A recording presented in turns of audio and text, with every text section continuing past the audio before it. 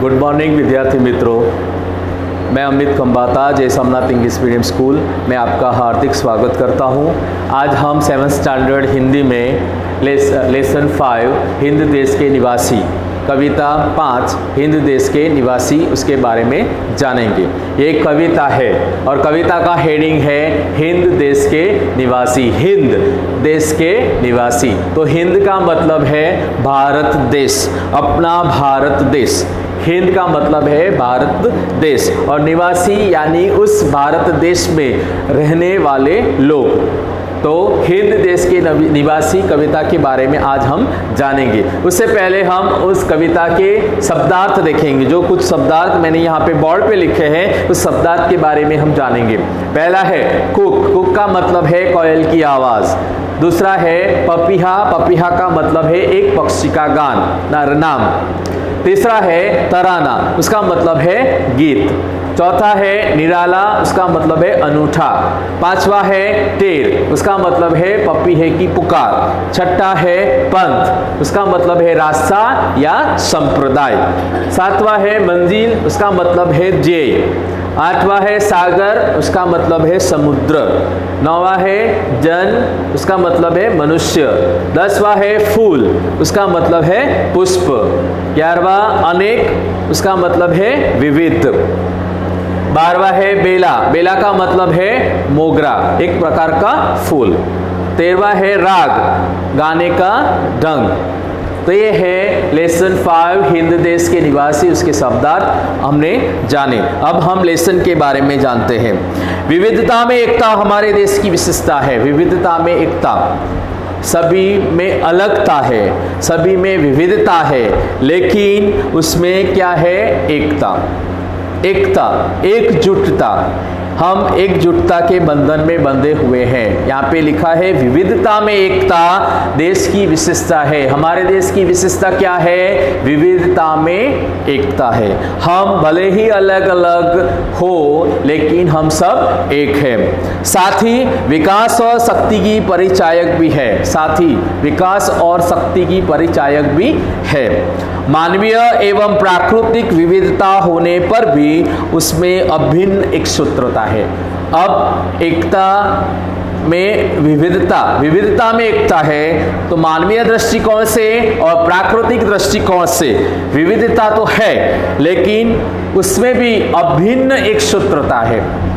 भले ही मानवीय दृष्टिकोण से अलग अलग हो, भले ही प्राकृतिक दृष्टिकोण से अलग अलग हो, लेकिन हम इस विविधता में भी अभिन्न रूप से एक सूत्रता में बंधे हुए हैं। विभिन्न दृष्टांतों द्वारा इस काव्य में अलग अलग दृष्टांत, अलग अलग एग्जाम्पल के द्वारा इस काव्य में भारत की भव्यता अलग अलग दृष्टांत देकर, अलग अलग दृष्टांतों के द्वारा काव्य में भारत की भव्यता और दिव्यता, भारत देश की भव्यता को और उसकी दिव्यता को इस गान के द्वारा प्रस्तुत किया गया है। इस गान के द्वारा बताया गया है कि भारत कितना भव्य और दिव्य राष्ट्र है।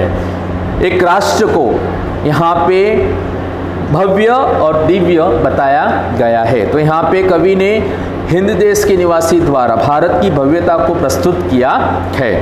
हम पहले कविता का पठन करेंगे। हिंद देश के निवासी सभी जन एक है, रंग रूप वेश भाषा चाहे अनेक है।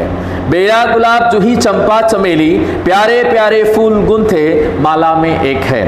कोयल की कूक न्यारी, पपीहे की टेर प्यारी, गा रही तराना बुलबुल मगर राग मगर एक है।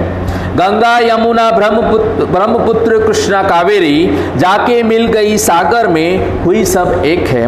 धर्म है अनेक जिनका सार वही है, पंथ है निराले सबकी मंजिल तो एक है।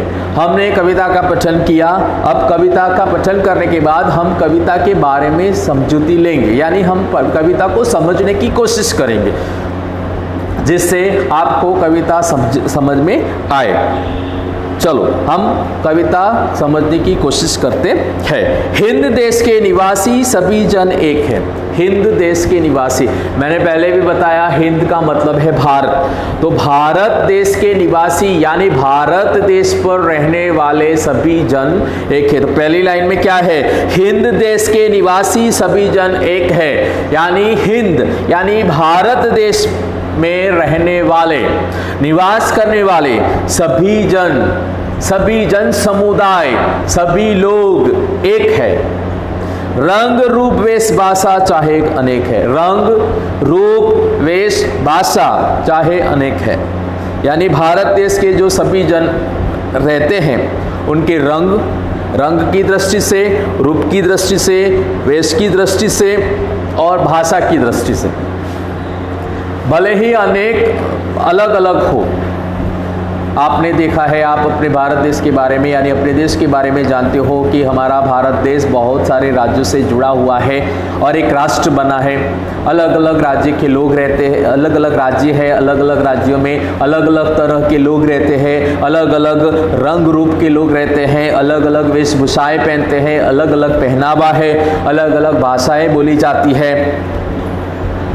भारत देश में विविध प्रकार के लोग रहते हैं। भारत देश में विविध धर्म जाति के लोग रहते हैं। रूप रंग वेश भाषा, रूप की दृष्टि से, रंग की दृष्टि से, भाषा की दृष्टि से भले ही विविधता है, लेकिन क्या कहते हैं पहली लाइन में, हिंद देश के निवासी सभी जन है। भले ही रंग रूप वेश भाषा से हम अलग हो, लेकिन हम क्या है, हिंद देश के निवासी, भारत देश के निवासी है, हम भारतीय है।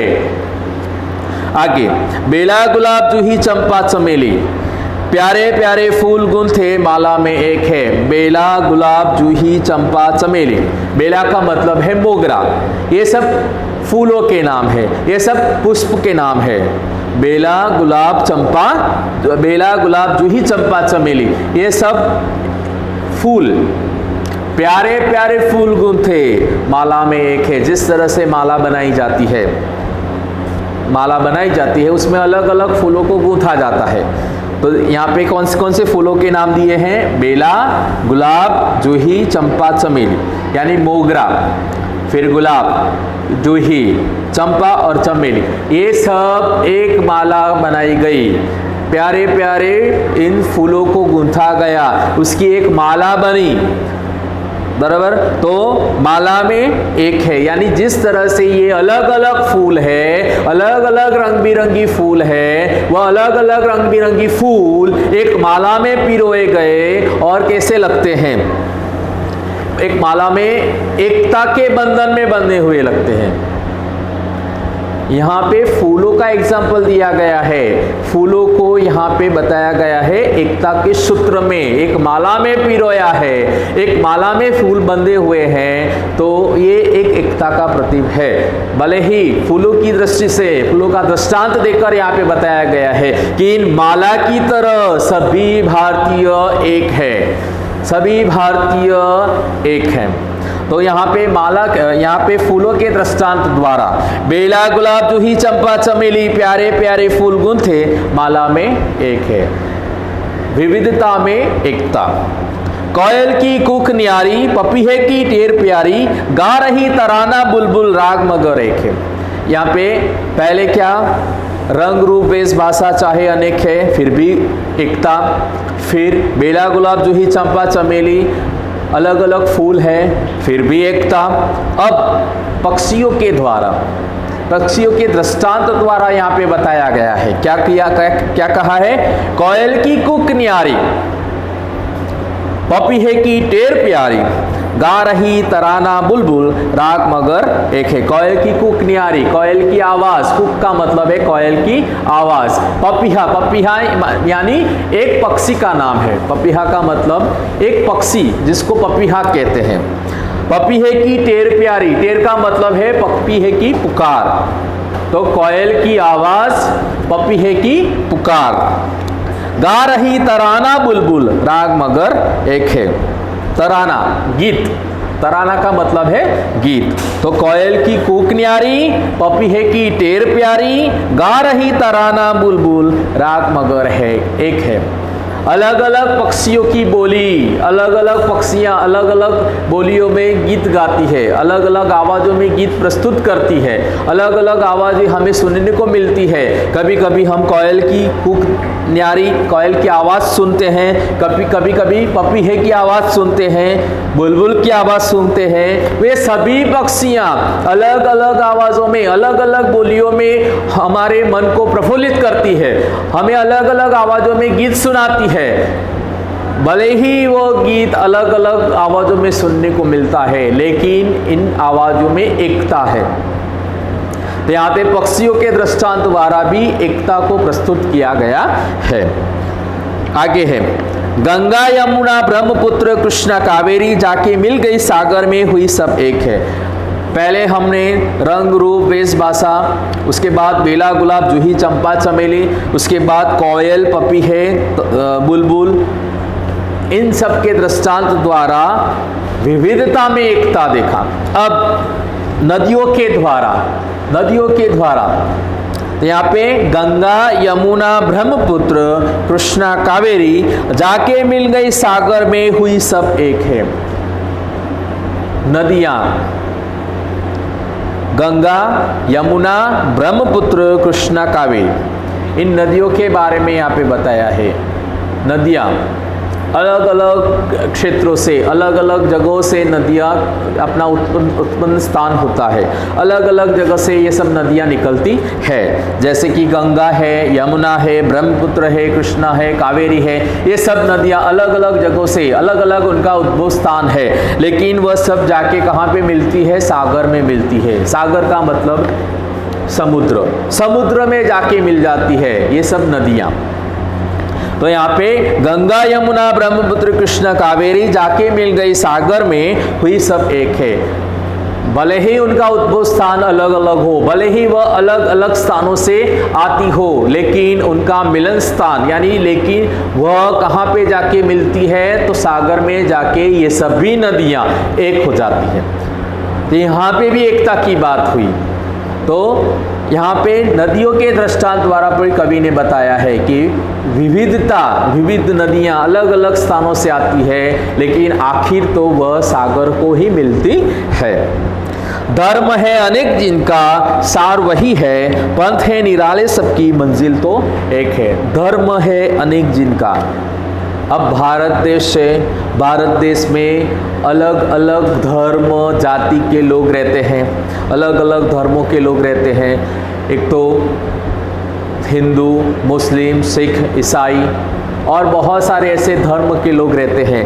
वह अपने अलग अलग रीति रिवाजों से, एक अलग अलग व्यवहारों से, लेकिन हम क्या कहते हैं? क्या लिखा है? धर्म है अनेक जिनका, धर्म है अनेक जिनका। भारत देश में विविध धर्म के लोग रहते हैं, सार वही है, लेकिन सभी धर्मों का सार एक ही है, प्रभु को प्राप्त करना, भगवान को प्राप्त करना। सभी धर्मों में एक ही तरह का ही बताया गया है, भगवान की प्राप्ति। भले ही धर्म अलग अलग हो, भले ही उनके धर्म पुस्तक भी अलग अलग हो, लेकिन सभी धर्मों का सार तो एक ही है। पंथ है निराले, पंथ का मतलब संप्रदाय, रास्ता या संप्रदाय। पंथ का उसका मतलब है रास्ता और संप्रदाय। तो भले ही संप्रदाय अलग अलग हो, क्या लिखा है?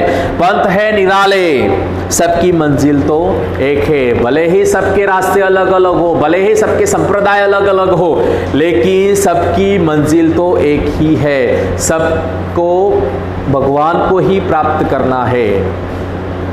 सबका ध्येय, सबका मार्ग, सबका रास्ता सब एक ही है, भगवान की प्राप्ति। तो यहाँ पे हमें बताया गया, रंग की दृष्टि से, रूप की दृष्टि से, वेशभाषा की दृष्टि से हम भले ही अनेक हो, भले ही अलग अलग हो, लेकिन हम एक हैं। बेला गुलाब जूही चंपा जिस तरह से एक माला में पिरोई जाती है और एकता को प्रस्तुत करती है, उसी तरह से हम भी एक है।